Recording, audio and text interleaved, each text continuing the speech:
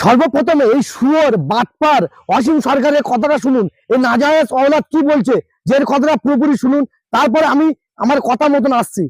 আমার উপরে মুসলিম ভাইরা এত রাগ করছেন কেন আমি জানি না।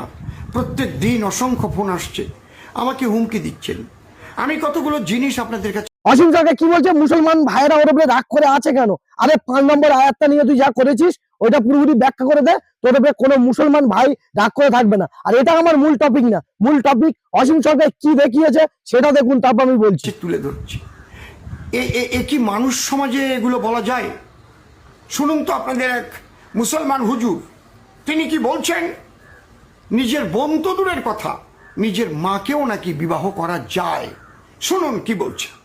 আমার ভাইয়ের সাথে আমার বিবাহ জায়েজ, কিন্তু আমার ভাইয়ের সাথে আমার মেয়ের বিবাহ কি জায়েজ? হ্যাঁ, যখন মাকে বিবাহ করতে পারে তখন তার মেয়েকে তো বিবাহ করতে পারবে, বোনকে বিবাহ করতে পারে।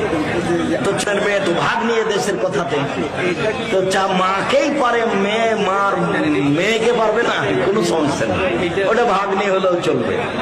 শুনলেন তো, নিজের মাকে পর্যন্ত বিবাহ করা যায়। এই শুয়োরের বাচ্চা অসীম সরকার যে ভিডিওটি দেখিয়েছে, কেন এ তো নিজে বেজন্মা, এর কোনো জন্মের ঠিক নিয়ে আগের ভিডিও বলেছি, যে বাচ্চা যে বিভ্রান্তটা ছড়াচ্ছে তার অরিজিনাল ভিডিওটি দেখুন, তারপর আমি উত্তরটা দিচ্ছি। চাচাতো ভাইয়ের মেয়েকে বিয়ে করা যাবে কি? জি।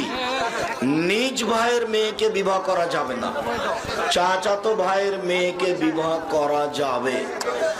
চাচাতো বোনকেই তো বিবাহ করা যায়, তাহলে চাচাতো বোনের মেয়ে ভাগ্নি হলেও বিবাহ চলবে, কেননা তার মাকেই বিবাহ করা যায়, তো তার মেয়েকে বিবাহ করা যাবে। প্রশ্নটা এমনই ছিল।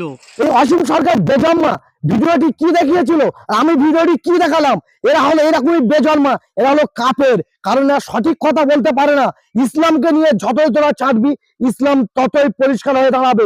চত ধর্মে গ্রন্থে কি লেখা আছে তুমি দেখাই, তারপরে শুয়োরের বাচ্চা। यह है श्रीमद् भागवत महापुराण, द्वितीय खंड 27 नंबर कोड और गीता प्रेस गोरखपुर। अब इसमें देखो भाई, 500 नंबर पेज पर लिख रखा है, अवंती उज्जैन देश के राजा थे विंद और अनविंद। वे दुर्धन के वशवर्ती तथा अनुयायी थे। उनकी बहन मित्रविंदा ने स्वयं में भगवान श्री कृष्ण को अपना पति बनाना चाहा, परंतु विंद और अनविंद ने अपनी बहन को रोका। मित्रविदा श्री कृष्ण की फुआ मतलब बुआ राजा द्विवेदी की कन्या थी। भगवान श्री कृष्ण राजाओं की भरी सभा में उसे बलपूर्वक हर ले आए। सब लोग अपना मुंह लिए देखते ही रह गए।